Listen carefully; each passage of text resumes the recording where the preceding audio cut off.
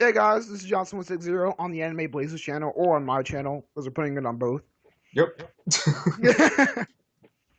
and yeah, as you know, if you're from my channel, the Anime Blaze was just on my podcast yesterday, and we're doing this collaboration video of our top 10 favorite anime characters. Yeah. Yes. And I guess some of you guys might be surprised. I guess it really depends on which channel you're on. If you're on my channel watching this, you probably won't be surprised. You might hear a few characters you know from him and from me. Who knows? And if you're from my channel, you know what my number one's gonna be because you know I love me some Gurren Lagann. A good number of people do. Yeah. All right. So, do you want to go first for your number 10, or you want me to go first? I guess we could just do like interchangeably. Like I start with my 10, give I guess a little background or something like that, and then you do your number 10, and then my nine, your nine, so on and so Yeah. forth. All right. All right. Uh, So my number 10 for my top 10 favorite anime characters was Matsuri from the anime Sola. And the show is kind of like they try to imply that they're vampires, but not really. Because they can't go out into the sunlight and everything. But uh, the one thing I like about her character is that the way that she's portrayed in the show is that she seems to be kind of innocent, like some character that just comes out of nowhere and everything. But she's actually plays like a much deeper role into like almost, I guess, the two main characters of the story. And by the end of the show, she tries to find a way to right the wrong that she did. And it's kind of sad. So, yeah, I mean, you guys should definitely, I mean, if you haven't seen it, you should definitely watch it. It's a pretty good watch. all right. My number 10 is Haruko, as she refers to herself, from from Fooly. Now, everybody on this list is going to have said something in their show, a quote or something that has really impacted me. But there's going to be two. There's going to be two on this list, and Haruko is one of them. Haruko is just crazy in the show. She just shows up on a Vespa and smacks our main character in the face with a guitar, and you don't really find out why she's there until like the last episode. But it's only 6 episodes, so it progresses so fast on what's going on. She teaches our main character things, and he slowly falls in love with her. And she's like, the theme of the show is don't fall in love with someone who's older than you. And Hmm. we're really seeing that, like, don't fall in love with the person who's older than you, and that's exactly what he's doing. He's being told this by everyone: his dad, policeman with the eyebrows, Haruko herself, and yet he is, and then it's just so sad at the end. I hope Yeah. I didn't spoil that. I think pretty much just did. I mean, that's cool, man. I mean, the series is only six Six episodes, episodes, yeah, so I mean, there's not really much to spoil. yeah. So Haruko is my number 10. Oh man, I just had some feed come through, didn't I? Um, Uh, I don't know. We'll figure that out in post. all right. No, it's fine. But yeah, so Haruko is because she's just crazy, and she's just like, whenever Haruko made your trophy, whenever Haruko's around, I was just excited to see what's gonna happen next. All right, Yeah. your turn. Yeah, she was kind of crazy. Yeah. Let's see.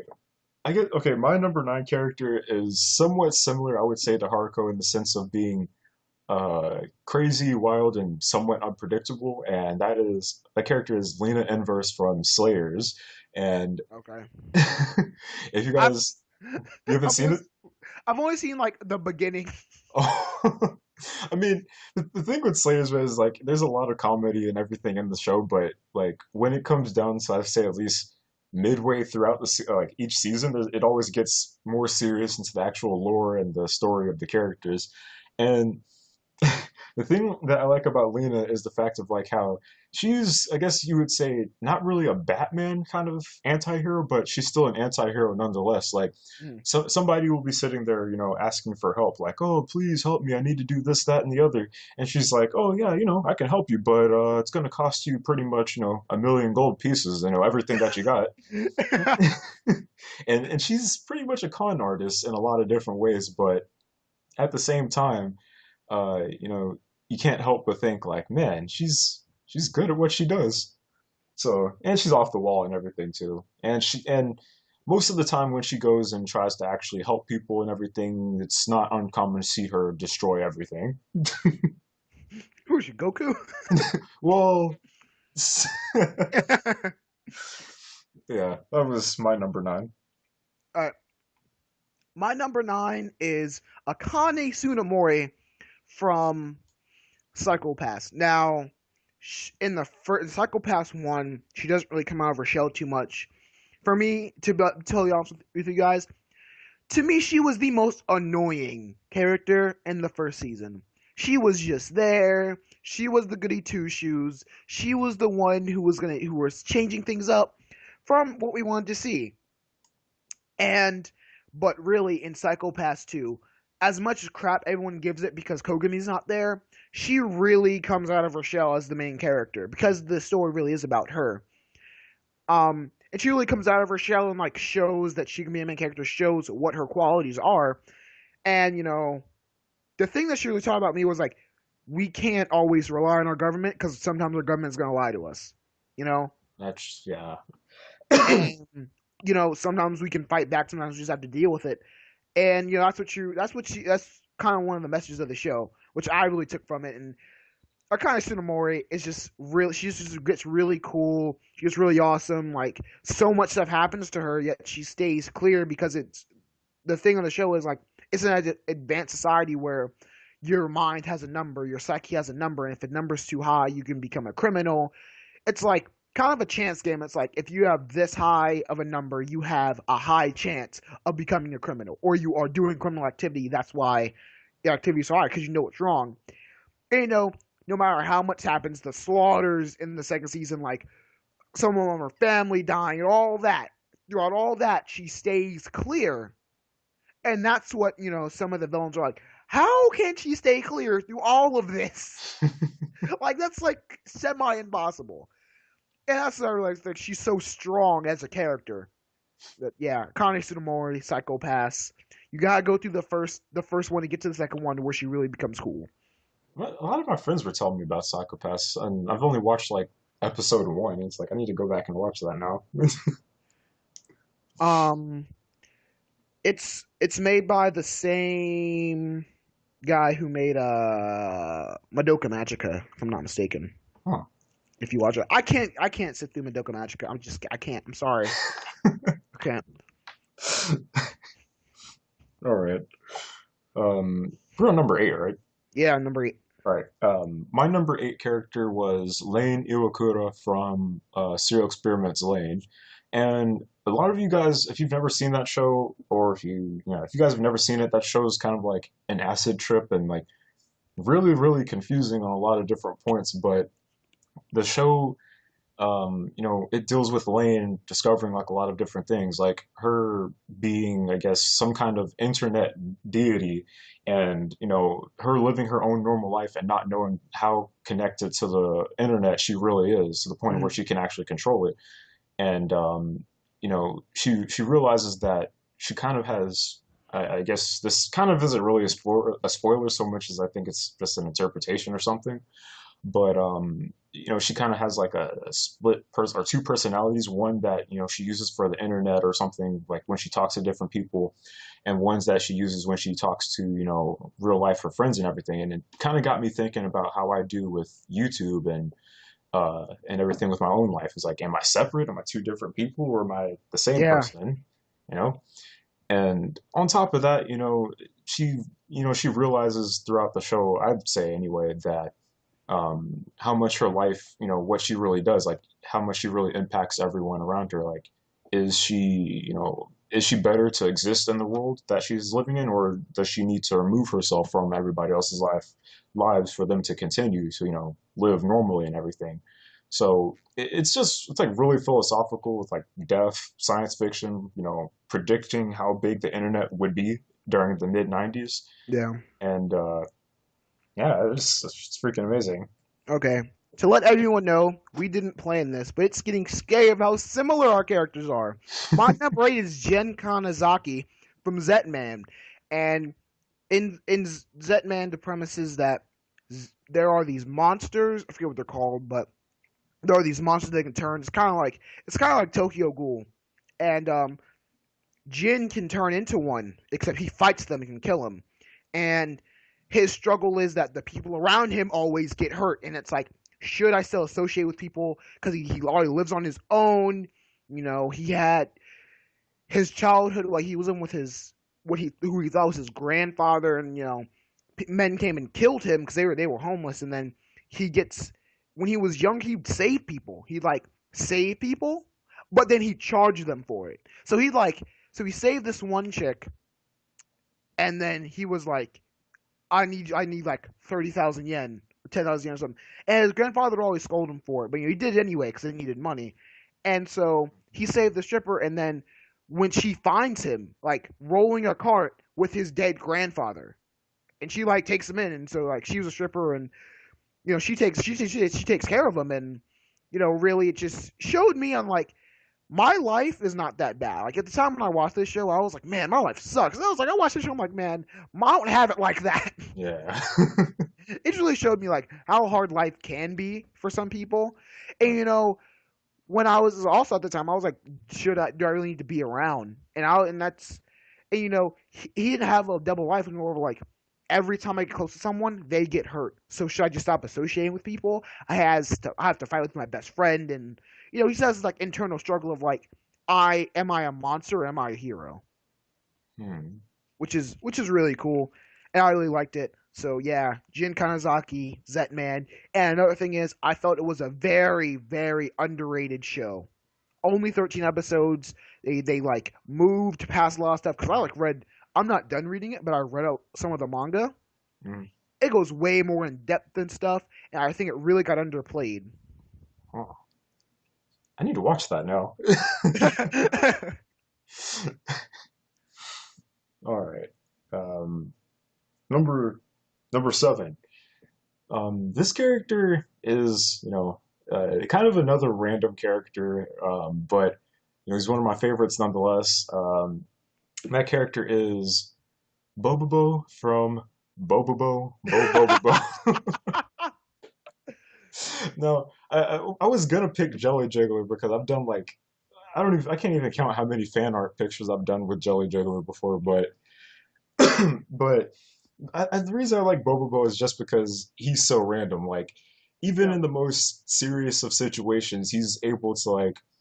I mean, this is probably going to be like me like making it a stretch or something, but to me, I just like the fact that even in the most serious of situations, he's still able to handle everything calmly, and like yeah, and still be like, yeah, it's cool, yeah, we're in a serious spot, but we're going to handle it whatever the way it is, and I just kind of like his dispositional life too. Is just like go through life, have a bunch of random moments, and that's keep moving. I want to see a crossover between him and Monkey D. Luffy. I wonder how they're gonna get along. Oh snap! Like, there's actually a picture of that, right? Really? Yes, there's a picture. I think I have it on my computer. I'll have to show it to you later. But there's actually a picture of like Bobobo itself has had like crossovers in the manga and like different pictures made by the artist between One Piece, Death Note, and even Yu-Gi-Oh! Oh wow. Like Yugi in the manga, Yugi popped out of his afro because he usually like summons different things from his hair. Yugi popped out with like the dual disc and like cards. Is like it's time to do. I wonder how you get along with Light. Or like, Oh, oh wow. oh All right, god. my number seven, Kenji Harima from School Rumble. Now, as much as the first time I watched this show, I was just totally not for it. I was like, another love anime, another school anime. I'm so annoyed with them. But I ended up loving this show. Watched the first season, second season, third season 2 times around. It was just that good. Openings, characters, everything. But the character that sound, and there's a lot of characters. Like it's a high school anime that like for over half the class they have character development. They have like this character has these problems. This character has these problems. This character likes this character. This character like this character. This character like this likes this character. And it's like it's just so much deep of a story. It's like a drama. And Kenji Harima, now he's a delinquent. His grades are lacking, and he's just not a bright guy. But he likes this girl, Tenma. She's the female protagonist of the story. I don't know why he likes Tenma because he's got girls that are like nines and tens falling over to get to get with him like he's Peter Parker or something. Mary Jane. Mary Jane, Gwen Stacy, but and it's just like I don't know, and you figure out why later why he's so infatuated with her, but like still like even with that, I'm like, you have a rich girl coming after you, have a sports girl coming after you, you know, you have your Tenma's sister who likes you, and these are all girls that like would just so much better than Tenma because Tenma's hung up on this other guy and he's just weird as crap. And you know, there's always just miscommunication to where I was like, man, this is getting redundant and annoying because he tried to make it past Tenma, then Tenma misinterpreted him like him liking one of her friends, and so it's like it like eventually comes full circle of she thought he's like all of these different girls, and then they figure out that he really likes Tenma. It's just this whole thing, and I'm just like, are you kidding me? Like what? And then he ends up like, and then it just shows that like you know you never stop pursuing the girl you like. In the beginning, I was like, oh my gosh, this is so annoying, but by the end, it was like this is awesome, and Harima ended up being a favorite character above everyone else because he was so determined, and it even still showed the times where he would fight because you know he was known for being this delinquent who like beat up people and this just like cool thug, and he's got this cool demeanor, these shades, this cool hair, his motorcycle, his leather jacket, and he looks really cool. But you know when you get into him, he's like just, like, a nice guy, and that's what I love about him. Hmm. I That's really, that's a pretty likable character. yeah, I really recommend School Rumble. It's like one of my favorite shows. It's like number 8. Am I not in my top 10? Hmm. Nice. Yeah. All right, Okay. for number 6. Number 6. All right. My number 6 character is Lucy from Elfen Lied. Now, Oh, oh. Those memories, though. yeah, like I mean, I don't know about you guys, but pretty much everybody I've talked to has ever like who's ever seen Elfen Lied has been like maybe 11, 12, and you know, it's all the most memories we have of that is just painting the walls with blood. Exactly. Just like ridiculous amounts of blood. None of us should have been watching that show at that age, But we did. but we did. Our parents weren't good at supervising us. Hello, internet. No, I found mine on Netflix. Oh. Well, the reason I chose Lucy is because, I mean, even though the show itself gets a bad rep, I mean, for some people, it's kind of like, oh, the show is nothing but fan service. It's just trying to do this and that. And other people actually see it as being like symbolic, like I do. Yeah.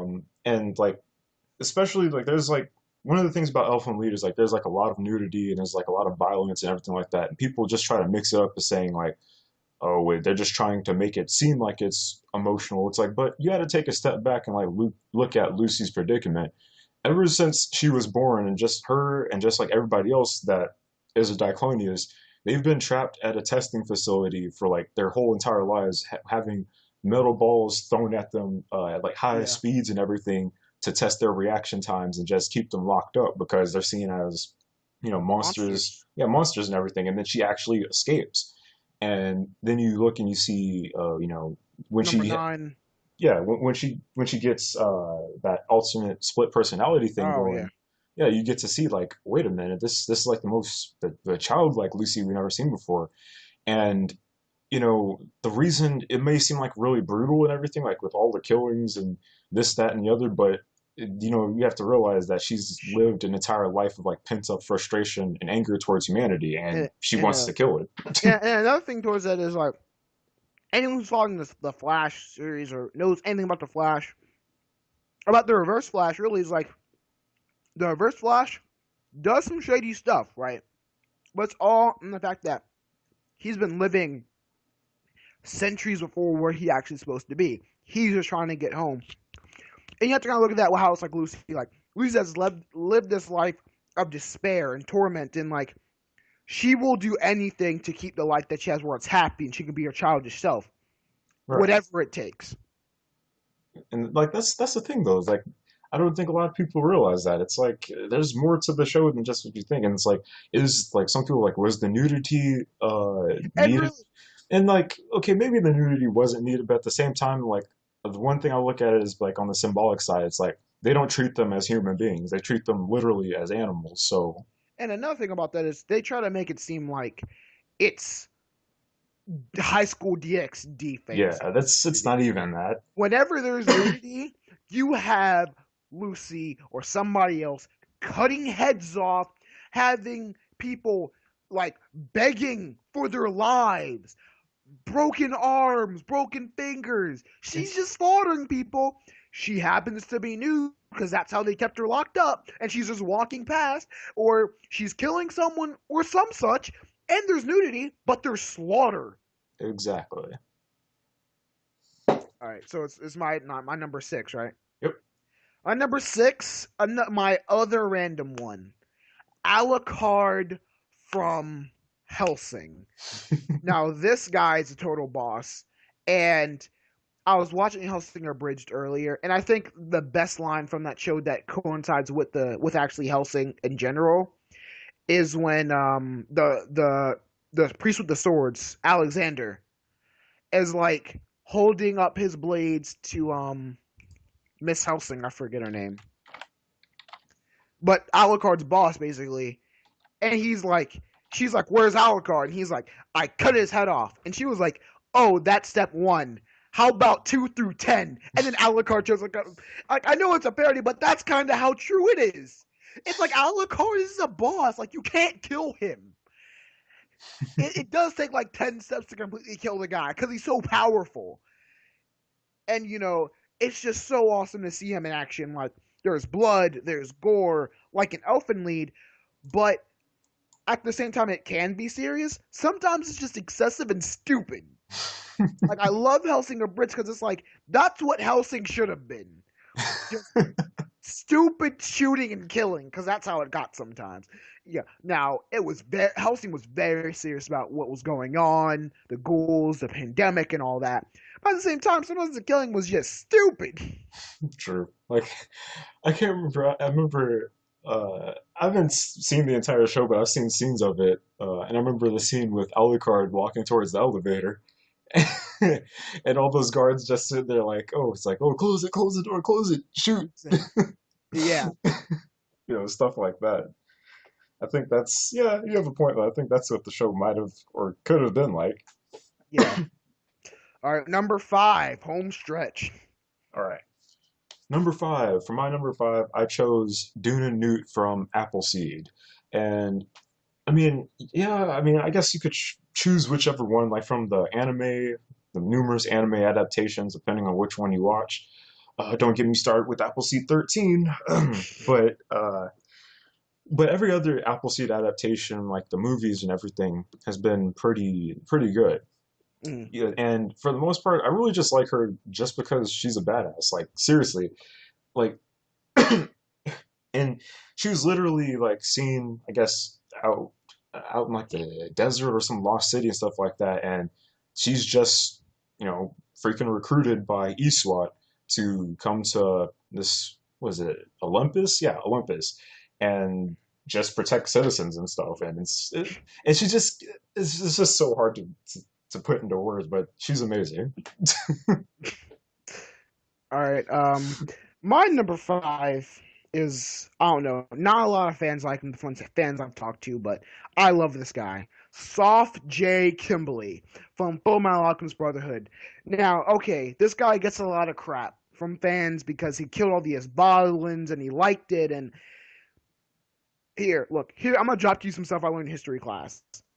Back in World War I and II, there was 1% of soldiers who actually wanted to be there and who enjoyed killing.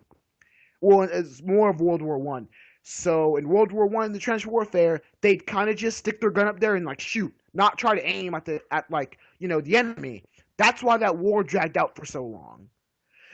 But you get that. You get that 1%. You get Kimley. Kimley is the 1% that enjoyed killing the Ishbalans, who enjoyed all this destruction, he's become the face of memes like Kimberly for president. He's making things go boom. Like it's Kimberly. Kimberly is that guy. He likes to blow stuff up. He likes destruction. He likes mayhem.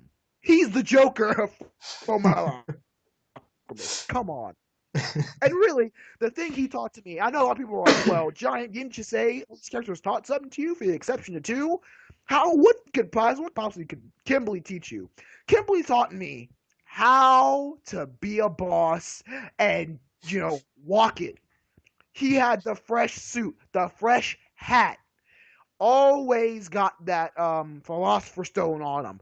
Just walking around like he owns everything. He's got the swagger in his walk. He just knows that he can destroy anything he wants at any time. And he's like, yeah, I can do that. So I'm gonna walk around like I can do it. Cause I can. That's true. All right. Number four. Um, my number four character is Zed from the anime show Kiba.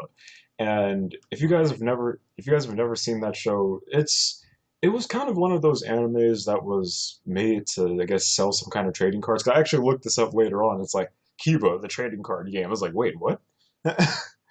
But the anime itself is actually pretty good, and I talked about this a few times on my channel with like the literary device or the literary element that a lot of writers and stuff use called foiling, Mm, where they take one character, he's one, one kind of way and one personality, and there's another character that represents almost the entire exact opposite of him. yeah. Yeah, Yin and yang. yeah, and with Zed in the start of the series, he starts off, I guess, kind of your delinquent. I don't care about authority. I'm going to do my own thing my way, and Yeah. try to do things my way, which kind of always blows up in his face most of the time. But his friend Noah is like the exact opposite. Cool, calm, collected, wants to try to do things orderly and civilized to try to respects authority and everything. Yeah. And when they travel to the the different worlds and everything like that, and they've learned that a war is being waged in the country of like Templar and Tusk and Neotopia, the funny thing is that the country of Templar kind of teaches, I guess, from the different people that he learns from there and everything, he learns, I guess, temperance, patience, and just to stay calm and handle situations the best way he can. And Mm, whereas Noah, see, Noah is the calm, collected, orderly guy. He landed in the country of Neotopia where everything is paid for by the government. They get free housing, free, education, everything like that, but at the cost of anytime they break the law, the consequences are almost always going to lead to death. stuff. Yeah, and he sees this at first. He's like, "This can't be right," and he's fighting with like a resistance at first, but then eventually, when they find out that one of the spirits that he's like, each person has like different spirits and stuff, and there's like three or Yeah. four different ones that you can use to, I guess, control everything to either recreate the world or destroy it and everything. Hmm. And he has one of them, and so eventually he gets wrapped up into the whole case of, yes, I'm a Neotopian, I'm gonna do this, and absolute law, absolute authority, and he starts killing off different people that he used to work in the resistance with, and Oh man. yeah, it's just pretty bad. And by the end of the series, like even Zed starts realizing it. He's like, "Wait, what happened to you?" Like, and you realize that now they're like the total exact opposites. Now one's the absolute, on the absolute side of things. Other one's, on the other end of the spectrum. Yeah. And yeah, it's a pretty cool show. 51 episodes, but hey, it's it's good. Yeah. All right. My number four is okay. So we're starting to change up a little bit. All right. My number four is Hey from Darker Than Black. Um, Hey for me is just Batman, electric Japanese Batman. Like the Darker Than Black world is so vast, with everyone having these different powers. They're contractors who are like they have these different powers. When at it, everything has to have a cost when you use your powers. Like the first contractor we meet, he can levitate himself, right? But at the cost of every time after he uses it, he has to Break his break his finger. finger. He has to break his That's fingers. yeah, So yeah, so it's just like really crazy. So but we never really know if Hay has powers or not, that's true.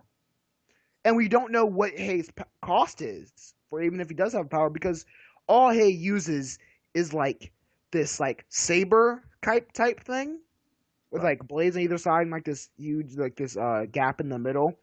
That's connected to a cable, like to cable that like can extend, and he uses that, and he has like electric. He can like he electrocutes people, and you would think that all these people they can levitate, they can freeze water, they can teleport. These people would be able to smash Hay in an instant, like no problem. Hay takes down everyone. He's so smooth, like assassin type skills, and him and his team just taking down contractors left and right. Yep. And a lot of people, a lot of people think that Hay's cost is the fact that Hay has to eat a lot because we all think that Hay's power is like electricity, Right.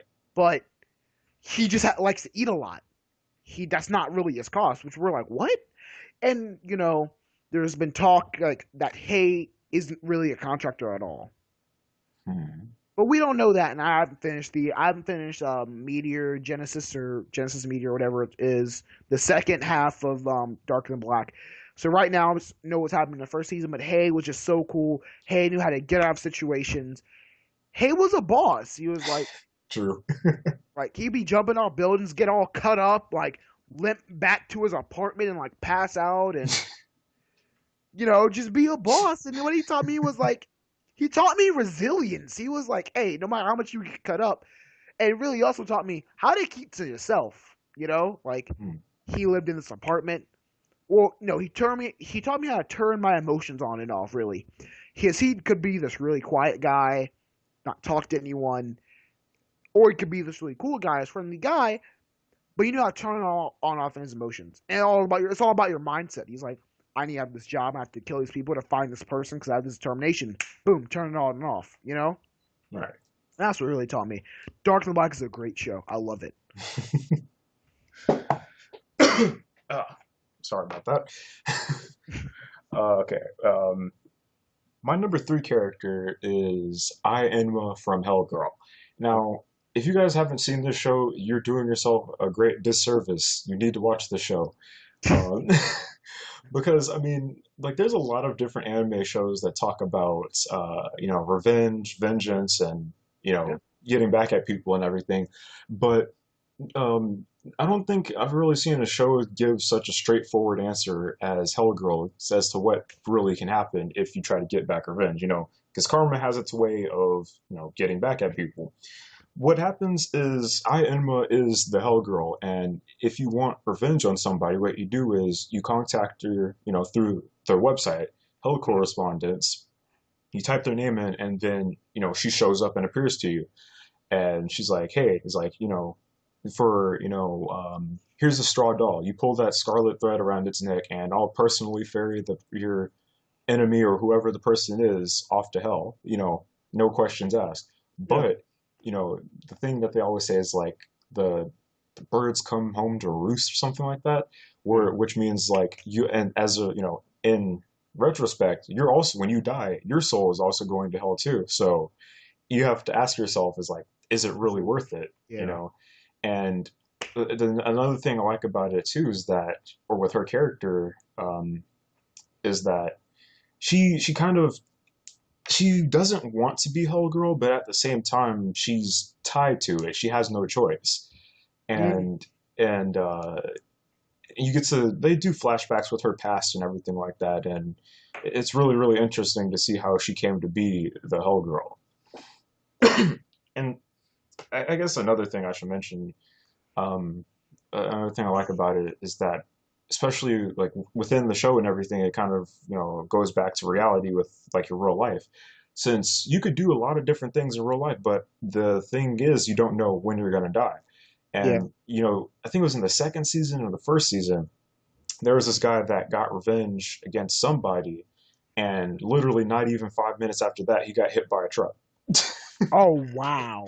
And it's like he sent someone to hell. It's like, yeah, it's like not even 5 minutes you just got killed. So, well, congratulations. So it's I'd say it's heavily rooted back into reality and everything. And yeah. Hey, I need to watch Hellgirl right now then. um, my number three is not may or may not be favored by people who've seen this show. Um, Now, in the beginning, I have to agree with everyone too. I did not like this character, but he grew on me, and as I got older, I understood why he was the way he was, and I figured out that I was kind of like him at the time. I am talking about none other than Keown from The Melancholy of Haruhi Suzumiya. You know, everyone has to admit when they first watch this show, young or old, you do not like Keown because you have we have annoying, always complaining, Yep. internal monologue Keown. Then you have charismatic, hyper, Haruhi. And it's like, how can you not like Haruhi and like Keown? But as I got older, I kind of figured out, like, I'm basically Keown because I don't like the people around me. And anybody who's hyper, they kind of annoy me. And Keown really taught me that, like, you're not always going to like the people you're around, but they can grow on you. Don't judge a book by its cover. And that's what he really did. He was like, "Oh, here's this weird girl. I'm not gonna, talk to her." And then he got more and more intrigued, and then he got pulled into this whole crazy world he wasn't even ready for. Yep. And Keon's character is really underrated, but I know this. We never actually learned his name. Everyone just refers to him as Keon. Oh yeah, that's his last name. No, this is his nickname. Oh. Yeah, like no one calls him by his actual name. At some point, Nace gave him the nickname Keown, and that's his nickname. Everyone calls him Keown. No one calls him by his real name. Well, that's lame. Exactly. Oh man. Yeah, and like just Keown is just an underrated character, but he grew on me. Oh, a couple, like 2 years after the show, when I was thinking about it, I was still see the openings and stuff, and I was like, Keown's a really underrated character. I actually liked Keown. Not like 2 years after. It was like during the second season, around the time of the Endless. Actually, it was the time of the Endless Eight Hmm. saga. It took me like a week to watch all the Endless Eights because I'd watch one and then only make it like half of the second one. I was like fall asleep. Um, yeah, but the Endless Eight was crazy. But like, yeah, Keown's a really underrated character. I really enjoy Keown. Like, Keown was a great character in hindsight. I mean, for me, I can really relate to him too because it's like, I think for me, it's just like I sit there and I look at everything around me, and it's just like, okay, I don't want to have nothing to do with those people, Yeah, but at the same time, it's like when you actually become close with them and become friends with them, and you like look back on everything, especially I'd say with like especially how season one ended with Haruhi, and you look at like Keon from the way he started at the beginning, it's like you have to realize that if he had never talked to Haruhi in the first place, his life would just he just have another boring life of another high school student, and that would be that. yeah. So I mean, it kind of makes you appreciate the people I'd say you have in your life or the different people you I, meet because you never know who you I'm might come feeling across. I'm feeling like that right now. Like I have my group of friends. Like I'm like, man, 2 years ago, a year ago, I would not have these friends because frankly, I would have been like, these people are freaking crazy. Why do I hang out with these people? But now I'm hanging out with them. I'm like, man, they're crazy, but they're my friends. Right. And Christopher from the podcast today is one of them. I mean, I've had some friends. I had some people tell me that before. It's like, why do you hang out with? It's like your friends are weird. It's like, yeah, but they're my friends. Yeah. So Okay. number two, getting Yep. close. All right. My number two character is probably, I'd say, well, yeah, he's my second favorite anime character of all time, if not debatable with number one, with my most relatable, being able to relate to them. And that is Togusa from Ghost in the Shell. Now, Mm, now a lot of people, think Ghost in the Shell, like the characters, they think, oh, it's just shooting and, government, politics, yada yada. But they actually have episodes in the show that dive deeper into who characters are and everything.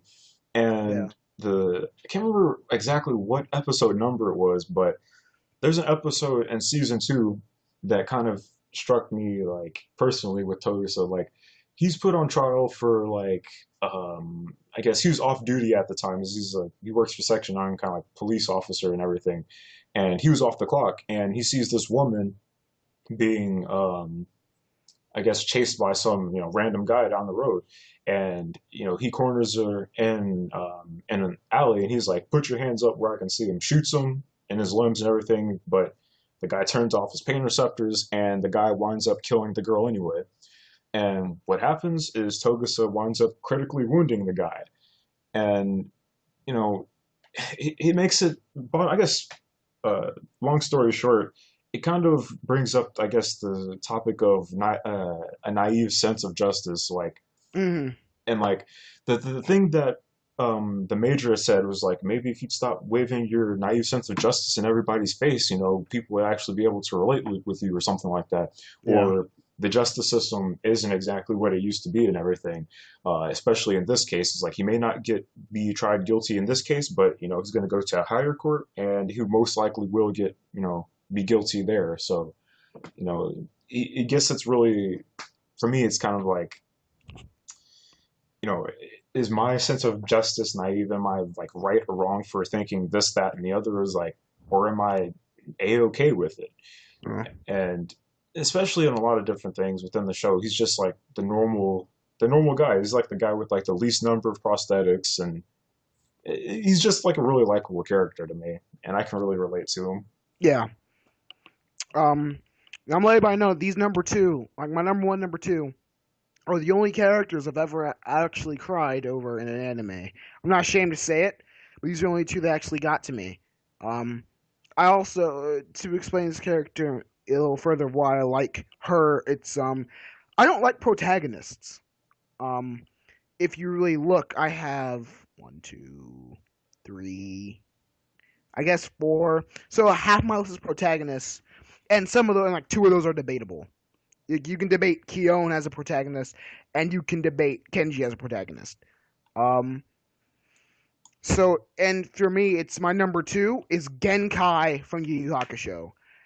And the reason I like Genkai so much, the reason I cried when Genkai died, is because she gave Yusuke the kick in the pants that he needed. If you look at Yusuke before he met Genkai, he was arrogant, he was a delinquent, he had no structure, he was put before Koenma, he wasn't scared, he was almost put before Koenma's father, he wasn't scared, he faced Hiei, he faced Kurama, Kuwabara, he wasn't scared of anyone or anything. He was beaten down by the four Saint Beasts he got from that, wasn't scared, wasn't afraid, wasn't like really challenged. You could debate him with the four Saint Beasts, but he knew he had it in him. He just had to push himself a little harder. But it's like Genkai put him through the ringer. She was like, "You're gonna do what I say, my rules, my everything, or you can get out. You don't like what's going on? Deal with it. You don't get to change something for once in your life. If you don't want to run away something." She pointed out the fact that he ran away from his problems. Like, no one's gonna point that out to Yusuke, because no one could, because no one was stronger than Yusuke. You Hmm. know. My problem with protagonists is protagonists have like this whole thing where like they're the most powerful. They Yeah. have the most power. There's no one who can challenge them except the supervillain that you're made not to like. But in this case, you have Genkai. Genkai, more powerful, older, wiser. To me, a better character than Yusuke. Yusuke is like my fourth favorite character behind, because it's like my character list for Yu Yu Hakusho goes Genkai, Hiei, Kurama, and then actually no, Genkai, Hiei, Toguro, Yusuke, Kurama. um, and I think she's a good character because it's like, and that's tribute. Spoiler alert! Spoiler alert! She comes back. Dun dun dun. Like, yeah, she comes back. Like, after she's died. And everybody's like, what? Like, that's how you know she's a good character, because they had to bring her back. You Hmm. know? Yeah. So, I was really sad when Genkai died, because I was like, no, who's going to kick Yusuke in the pants now? Because you're still more powerful than him. Still love that fight with Toguro, though, between Genkai and Toguro. And then the fight between Yusuke and Toguro. They beat the snot out of each other. All right. Number ones. All right. Most of you guys, if you're, I guess, you guys pretty much already know who we are. Um, those of you guys who've been subscribed to me for a while, you probably already know who my number one character is going to be. Uh, I talk about it all the time. My favorite anime show, my favorite anime character, Space Pirate Captain Harlock. And the reason I like his character is because he's so relatable to me. Harlock kind of embodies what I want to try to accomplish in my lifetime. Like, like Harlock himself, kind of, I guess he's written as to be like, I guess, the romantic hero that writes his own path of life and stuff like that. Mhm. And I kind of feel like that's what I am. Like I see different things. I see and I think a lot of different things, but at the same time, it's like if I want to try to achieve something, if I want to try to help somebody, it's like I'm gonna do it. It's like it doesn't matter what kind of avenue I have to go through to get it to make it happen. It's like it's gonna happen one way or another. Yeah. And especially when you look at the aspect of the 1978 series, like in that show, he's trying to save the Earth from the alien race, the Mazon, who who aren't really even, I guess trying to invade. They've pretty much already lived there before, but that's debatable. But on top of trying to defeat them and face off against the human race or face off against these guys to save planet Earth, Harlock is an outlaw on planet Earth, and if he even steps foot on planet Earth, which he does multiple times, and no one does anything because they're too afraid of him, Yeah. but he steps, he has to deal with Earth, the Earth people and the Earth government and everything trying to constantly stab him in the back and trying to kill him and everything, just because he's seen as an outlaw who's brought ruin upon Earth when in reality it was them themselves. So he's fighting two battles, fighting against the Mazone to save Earth, but also being stabbed in the back against the people who he's trying to protect. Yeah.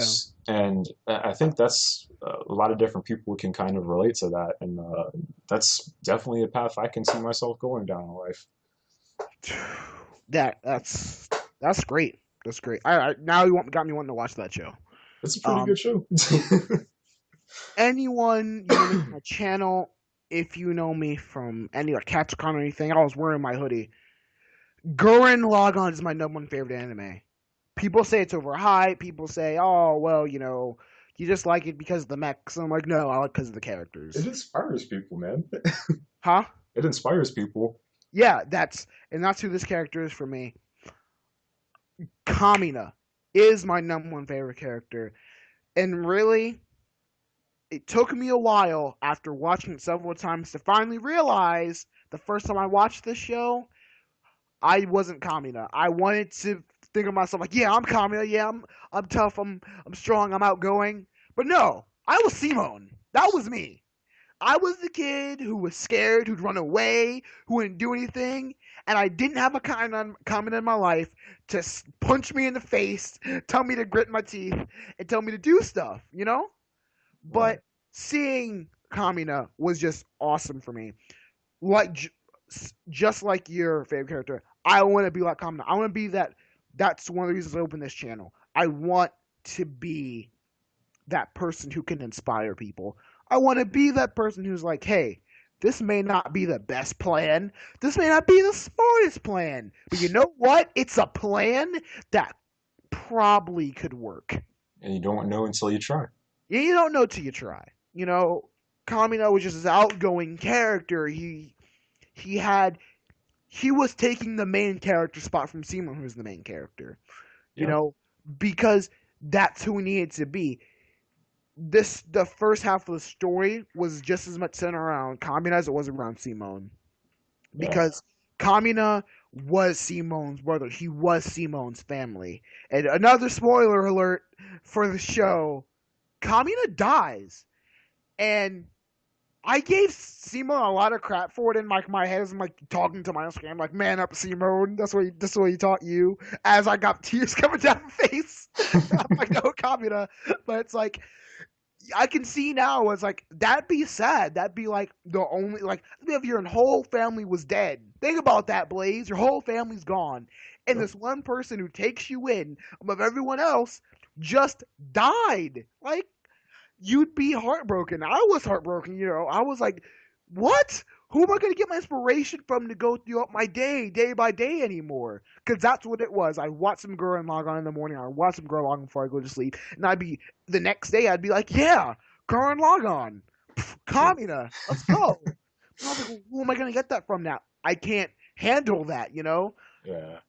I was a naive little kid at the time, but The thing I like about Kamino is the fact that, up till that halfway point in the series with the whole time skip is that he in a way, it kind of felt like he did his part in the series. Like that was what he was supposed to do, Yeah, and he took, like you said, he literally took the role from Simon's hands. Like it's like we weren't focused on Simon, we were focused on Kamina, but once he died and everything like that, we're forced to look at Simon to like step up to the plate, and he's forced to look at himself to be like, I got to fit this role now. There's an even bigger threat, and yeah, no one else is going to do anything, so I know I can do it. Why not?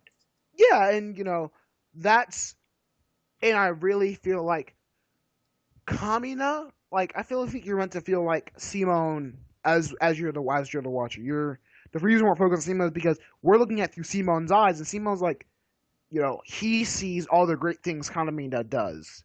We see all the great things that Kamina does, and Kamina took that main character thing from Simone because Simone wasn't ready to be a main character. Yep. Could you imagine if we had to rely on Simone as the main character for that first part? We'd have a Shinji Ikari. Exactly. We'd have a Shinji Ikari. And who wants another Shinji Ikari?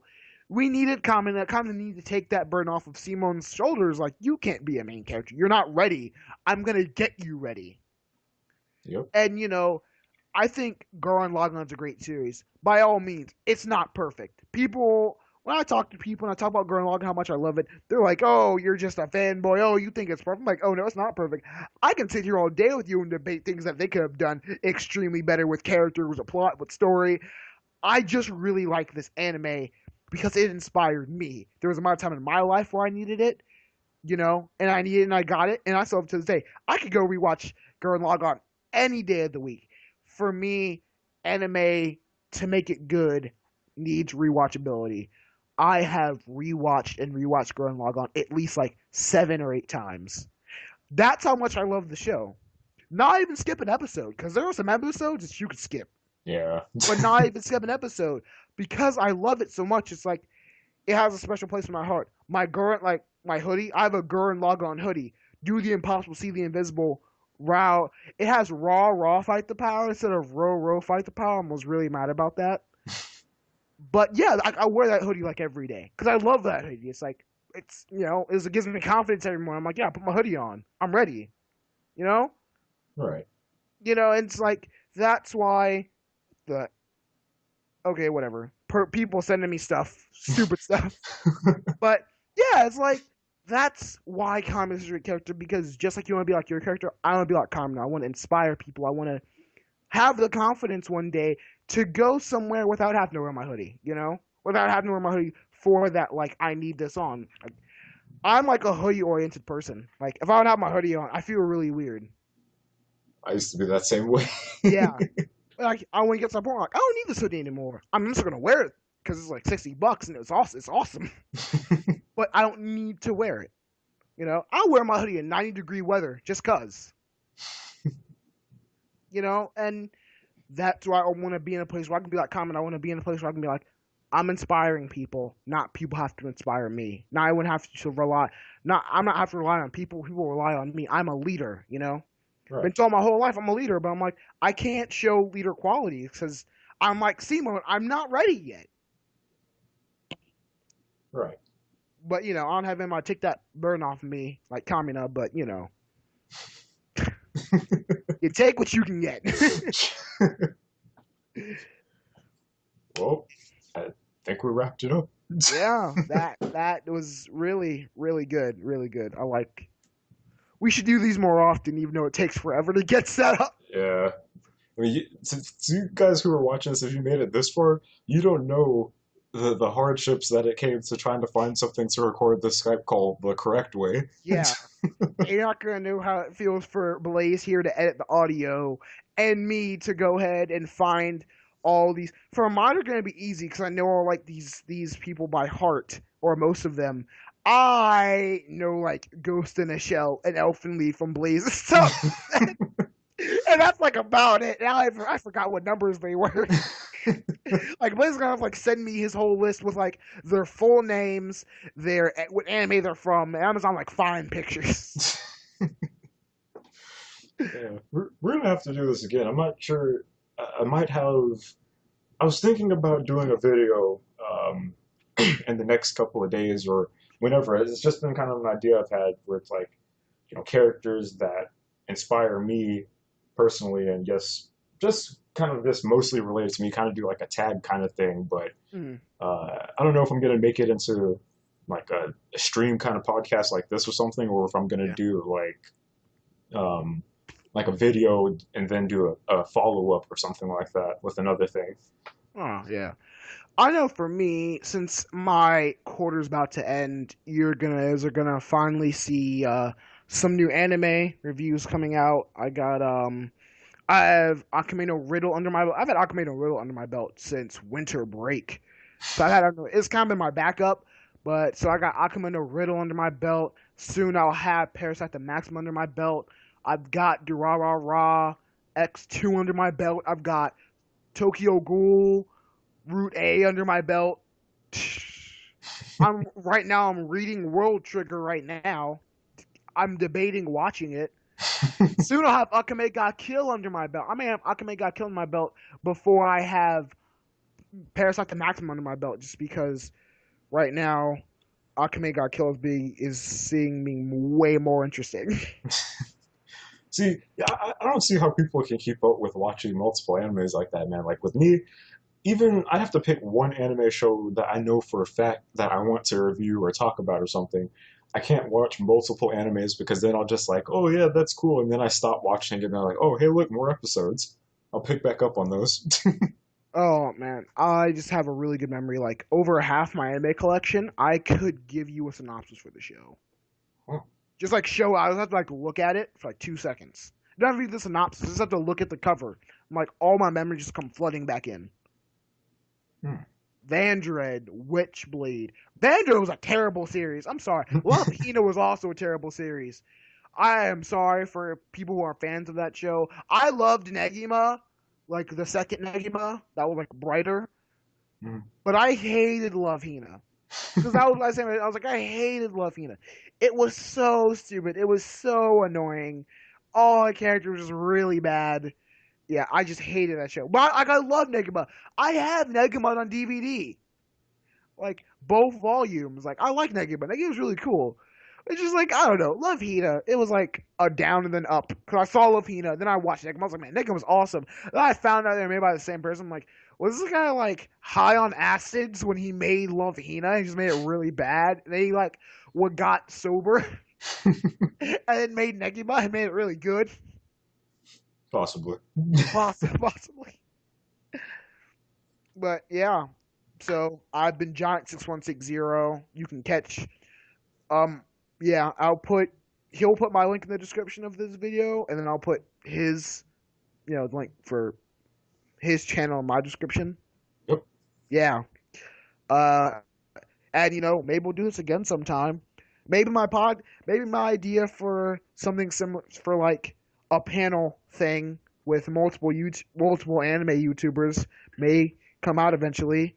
Bob Samurai said yes, and Blaze said yes, so maybe. Hmm. Who knows? Who knows? Yeah, Bob Samurai's really cool. Dude. I got to talk to the guy. He's really cool. Not like on Skype, but like just like messaging through YouTube. Right. He's a really cool guy. Like he responds to the viewers and stuff.